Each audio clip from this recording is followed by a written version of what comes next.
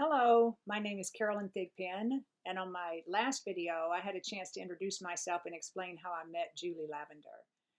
And I also had a chance to share with you about how I used a book like this to create a tradition that over time didn't take long any one time that I read to my nieces and nephew, but it over time created a very special memory for them and a tradition that said they were loved.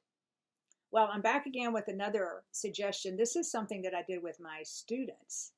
And I one time went to a math conference. There was a gentleman there who would use Pez in a Pez dispenser, you know, the candies, these kind of things, like this. The kind that when you open it, it pops out a piece of candy for you. He would use those in teacher conferences when he'd ask a question to try to get somebody to answer. And after a while, I realized what a great tool that was. And he had done it in his classroom with his students. I started doing it with my young people. And I teach or taught 8th through 12th graders. And even the older kids, they were excited to be able to get something.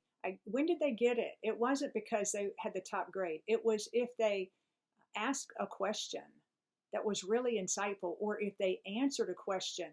And if maybe it was a young person who doesn't normally answer, and I would be so excited that they would answer. And so it was just a little something, a quick something, whip it out of my pocket and go, wow, that's a really good question, and hand it to them. And they would be so excited they would buy for to see how many they could get if they could get one throughout the year. I suggest that this is something that could be translated into a thing you could do with your children at home.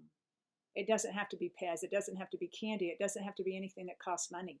It can be a special word that you have to give to your children when you hear them ask a good question, or if they are kind to their brother or sister, or if they're polite in the way they respond to an adult.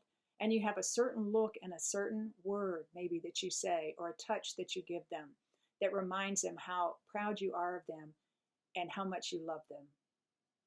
There are many ways that we can show children that they are loved, and we need to do that often because it becomes tradition for them. It becomes something they look forward to, and it gives a sense of security and love in their hearts. So until next time, I have one more thing I want to share later, but it'll be on another video. Bye.